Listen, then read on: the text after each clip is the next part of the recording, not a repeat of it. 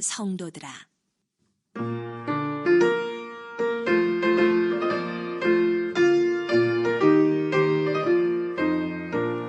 천성을 향해 가는 성도들아, 앞길의 장애를 두려워 말라. 성령이 너를 인도하시리니 왜 지체를 하고 있느냐. 앞으로 천성을 향해 나가세. 천성문만 바라고 나가세. 모든 천사 너를 영접하러 문 앞에 기다려 서 있네. 너 가는 길을 누가 비웃거든. 얘기를 시작할게요. 음악이 꺼졌습니다. 이 다섯 번째 얘기에서는 제가 하고자 하는 말이 조금은 이제 맥을 좀 달리 했어요. 내내 이어지는 말이지만 conscious 의식이라고 하는 것은 마음을 구성하는 블루프린트다. 지난 시간에도 이 이야기를 했어요. 근데 이게 마음을 구성하는 블루프린트, 이게 conscious라고 하는 거예요. conscious. 이 conscious, 이 의식에 대해서 우리가 지금 계속 이어져 나가는데요. 이 의식적인 것을 우리가 이제 공부를 해 나가려면은 이 의식이 무엇인가를 조금씩 이제 알아가야 합니다. 의식이 무엇인가? 의식하는 자라고 그랬어요, 제가. 의식은 의식인데, 의식하는 자. 이걸 이제 conscious you라고 했습니다. conscious you. 나 자신이 conscious you라는 얘기입니다. 우리 자신이 conscious you인데, 우리 스스로가 이 conscious you에 대해서 좀 알 필요가 있어요. 이 conscious you는 무엇일까? 처음 듣는 단어이기도 하고 잘 우리들 마인드에 인식으로 들어오지 않습니다. 근데 또 제가 이 conscious of yourself를 했어요. 이 말을 제가 말하는 식으로 번역하자면, 당신 스스로를 자각하십니까? 나 자신이 누구인가를 자각하고 사느냐 이거예요. 나는 누구일까 그런 거죠.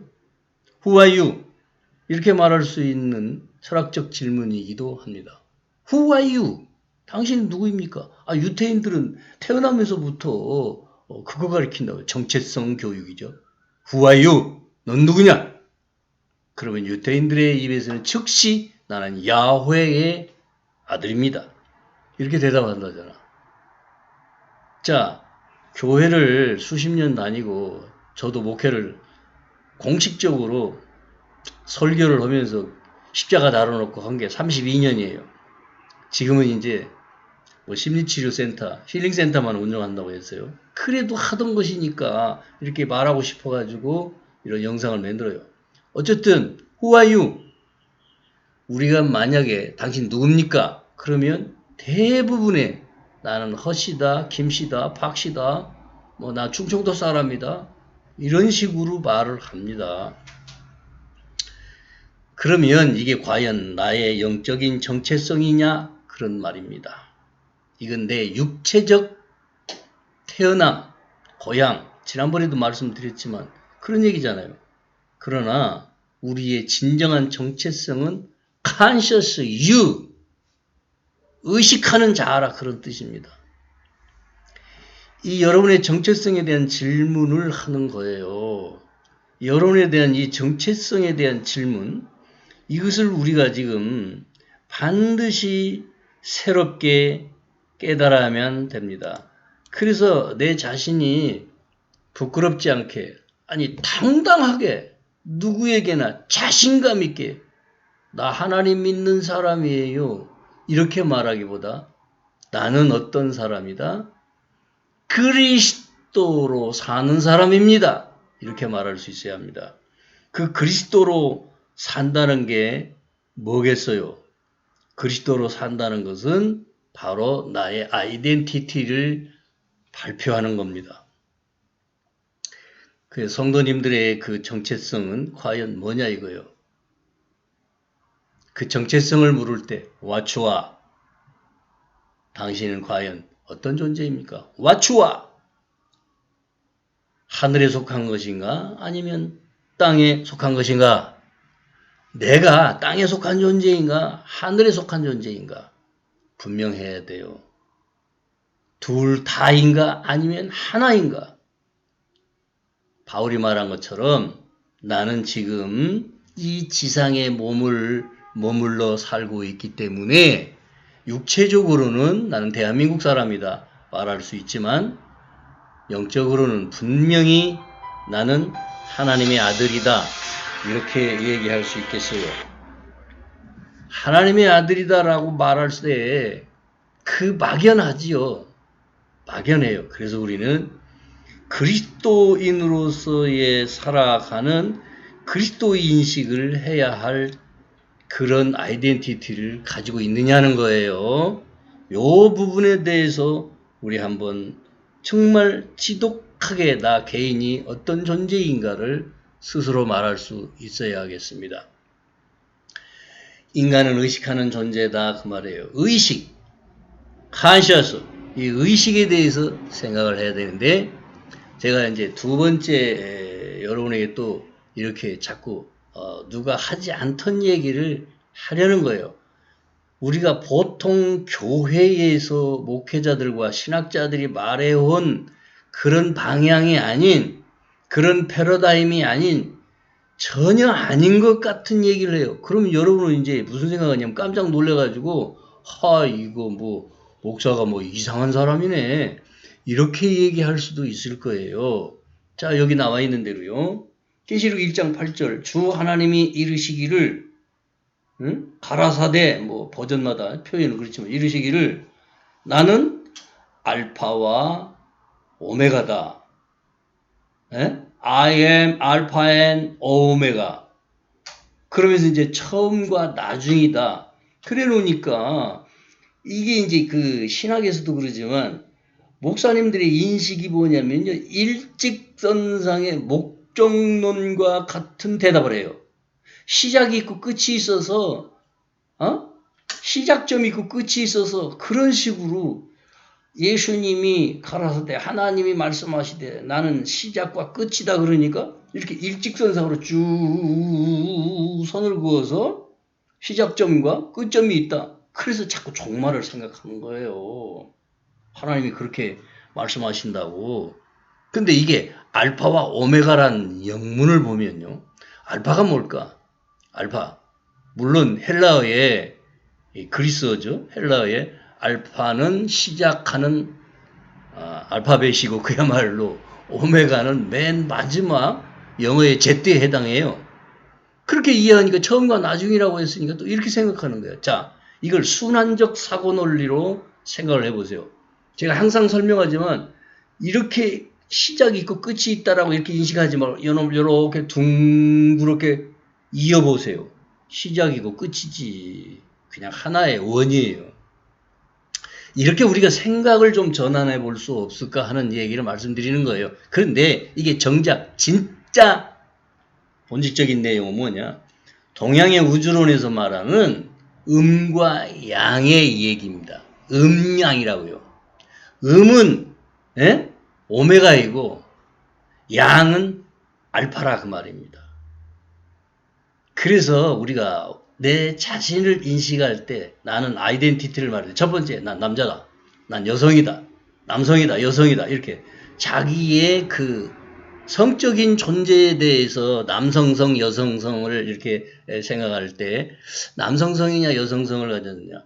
근데 사람은요 이상하게도 이상한 게 아니라 이게 본질적으로 남자 안에 여자, 여자 안에 남자가 있다는 거 의학적으로 증명이 돼요. 뭐 가지고요? 호르몬이라고 하는 성비를 따질 때 그 호르몬을 가지고 그렇게 퍼센테이지가 그 뭐라고 난 참 의사도 아니고 뭐 의학자도 아니고 뭐 그야말로 기가 막힌 그 얼마 되지도 않는 퍼센테이지를 가지고 남성이냐 여성이냐 이렇게 갈라진대잖아. 육체적으로도.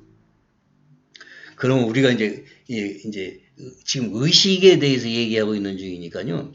이 의식하는 존재로서의 남성성, 의식하는 존재로서의 여성성, 그럴 때에 이 알파의 남성성, 오메가의 여성성, 그걸 생각하자. 근데 이게 하나다. 이게 하나이다. 근데 우리 인류가 지금까지 앓고 있는 지독한 질병이 뭐냐? 분리의식. 분리의식 디스올더. 이 분리의식 증세를 갖고 있어요. 그래서 남자, 여자 분명히 갈라놓고 남녀가 유별하다는 것 때문에 저 육아에서 말하는 그 남녀 유별, 남녀 칠세 부동석 이러면서 이 우리 멘탈 속에요. 프로그램 돼 있어요.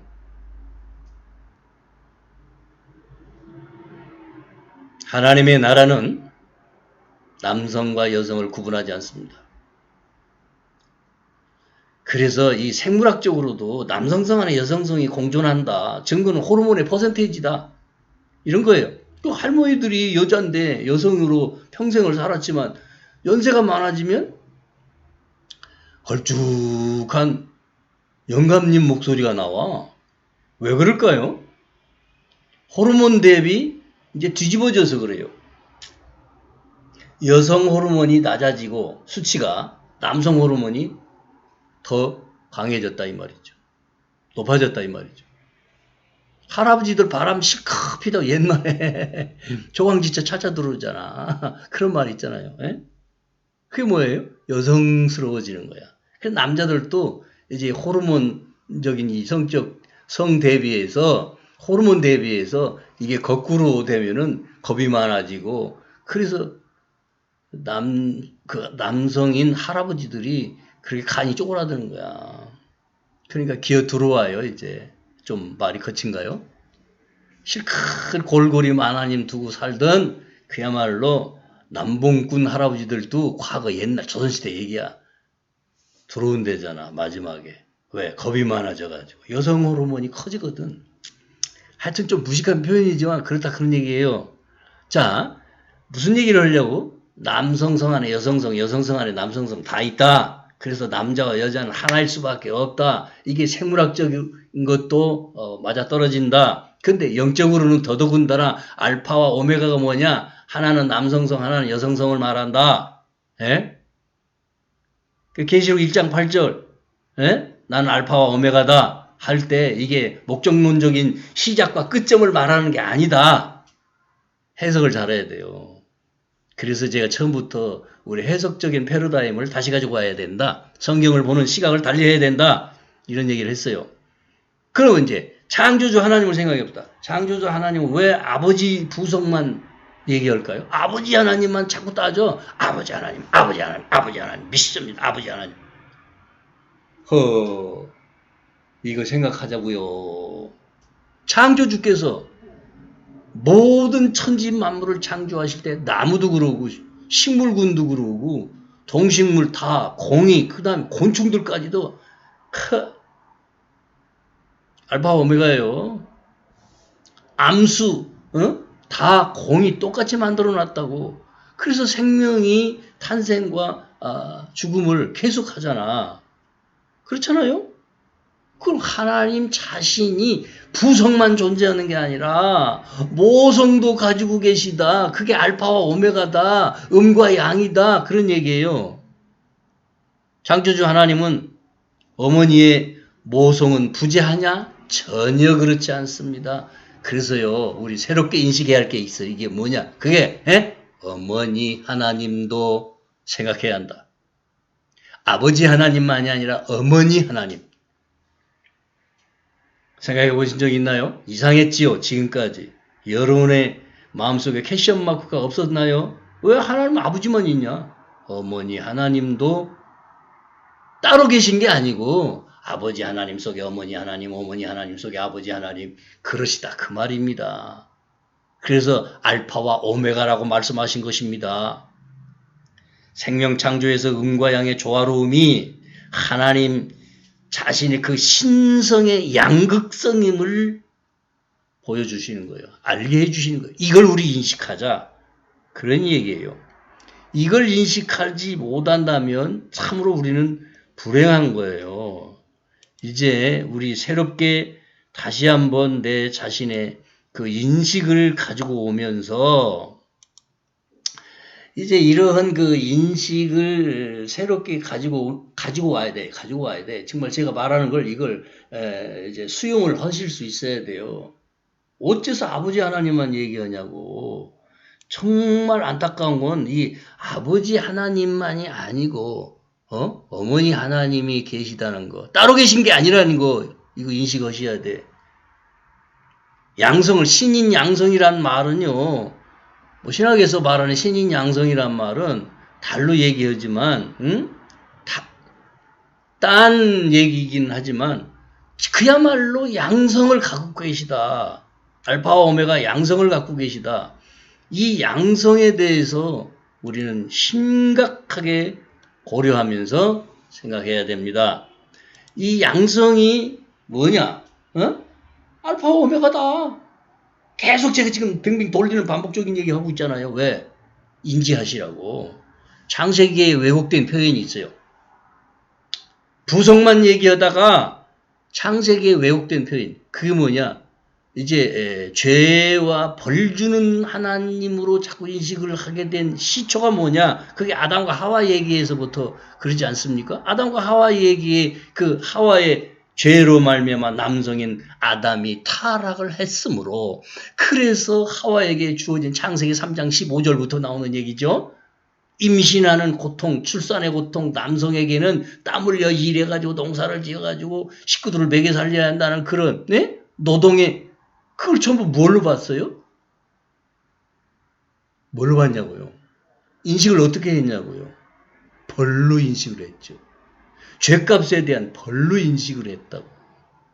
이것이 지난 수천 년간의 성경을 보고 있는 우리의 관점이에요. 이제 21세기의 관점에서는 이거 다시 한번 뒤집어 봐야 돼. 그게 과연 죄값이었느냐는 거지. 이게 축자 영감서를 의지하고 있는 문자주의 해석이라는 거예요. 문자주의 해석. 이런 해석을 뒤집어 보자. 그런 의미로 제가 접근해 가는 거예요. 자, 정말 출산의 고통이 있지요. 출산의 고통을 알아요. 나도 아이를 셋을 이제 우리 마나님 통해서 출산을 했고요. 하나는 잊어버리고 두 아이가 이제 장성해서 다 어른이 됐지만 내가 손자가 둘이나 된 할아버지요, 나도요. 어쨌든요. 혹시 말이에요. 이 고통과 관련해서 내가 얘기하려고 그래요. 출산을 하는 장면 중에 그 최정원이라고 하는 연극 배우든가 한 분이 있는데 그분이 그 최면 출산을 했던 것 같아요. 내가 기억을 잘 못하고 있는지 모르지만 어쨌든 제가 최면 전문가인데 80년대에 목사가 최면은 그 2단이야. 그 쇼 최면만 봐서 그래요. 나는 메디칼 힙노시스라고 해서 의료 최면하는 사람이라고. 심리치료하는 사람이니까요. 자, 그런데 이 최면 출산을 보신 적이 있는지 모르지만 최면을 한참 걸면은요. 그리고 그 최면에 푹 빠지면요. 출산을 하는데 아무런 고통을 느끼지 않고 아이를 출산할 수 있다. 이게 뭐예요, 그러면? 하나님의 저주가 벗겨졌나? 죄값 때문에 출산에 고통을 줬다고 그러는데? 여러분 어떻게 생각하세요? 이게 인식의 문제다. 이 얘기예요. 심리학적 접근인 거예요. 인식의 문제다. 고통을 고통으로 인식하지 않는 방법이 있어요. 제가 하나를 이제 생전 안 하던 소리 한번 해보면요. 제가 숯불 위로 걸어간 경험이 있어요. 폭은 1.5m, 길이는 3m 정도, 두세 걸음 걷죠. 그런데 숯불을 하루 종일 몇 시간, 하루 종일은 아니어도 너대댓 시간, 너 대여섯 시간일 거야, 아마. 태워요. 장작을 태워. 산더미처럼 놓고. 그리고 완벽하게 연기 하나도 없이 파란 불꽃만 솟을 때에 그 폭이 1.5m, 3m가량 되는 데다가 숯불을 두툼하게 깔아놓고 그 위로 걸어가는 거예요. 제가 그 경험을 했던 사람이에요. 발바닥 딱 꼼하고 딱 한 군데 물이 잡혔어요. 멀쩡했어요. 깜놀. 그럼 이게 능력일까요? 이게 성령의 능력이라고? 목사님들 후럽구 칠 수 있어요. 거짓말할 수 있어요. 일본말에서 표현하면 죄송합니다. 정말 내가 그런 양반 봤거든. 나는 언제고 이게 이런 의식을 한번 더 해보고 싶어요. 사람들한테 보여주고도 싶고 언제 그렇게 될지는 모르겠지만 어쨌든 고통이라고 하는 건 인식하기 나름이다. 그게 숯불이 팍 흐르는 그 불꽃이 올라올 정도 되면 그게 최소 한 400도 이상 된답니다. 그런데 그 위를 제가 걸어갔다고요. 자, 그 과정에 대해서는 뭐 얘기할 시간 없고요. 그러니까 인식의 문제다. 두려움도 인식의 문제다. 고통도 인식의 문제다. 그런 얘기를 제가 지금 하고 있는 겁니다요. 두려움도 인식의 문제고 고통도 인식의 문제인데 그럼 뭐 때문에 이렇게 됐느냐 하는 얘기는요. 이제 생각을 해봐야 돼요. 죄의식 플러스 두려움 이런 거 생각해 보신 적 있나요? 죄의식이 문제예요. 죄의식. 분리의식이 문제지요. 분리의식은 conscious of separation 그야말로 내 의식 자체 속에 내장되어 있는 프로그램화된 것이 바로 분리의식이라는 건데 이게 분리의식이 언제 생겨났냐? 에덴 동산에서 아담과 하와가 쫓겨날 때 생겨난 거예요. 근데 쫓겨났다고 하잖아. 죄 때문에 쫓겨난 게 아니라 스스로 선택한 길을 갔다는 얘기 나중에 이제 다시 한번 말씀을 드릴게요. 이어서 말씀드릴 거야. 쫓겨난 건가? 아니면 스스로 선택해서 나왔는 건가? 죄의식부터 우리 좀 더듬어 가야 할 건데 이 얘기가 시작부터 참 복잡한 얘기야. 오늘 뭐 강의가 길어질 수밖에 없겠네요. 어쨌든 죄로 말미암아 에덴 동산에서 쫓겨난 신세이냐 이거예요. 절대 쫓겨난 게 아니라 스스로 선택하고 왔다. 그런 얘기를 먼저 던져놓고 자 신과에 분리된 이 신라곤이 준 게 뭐냐. 낙원을 상실했어.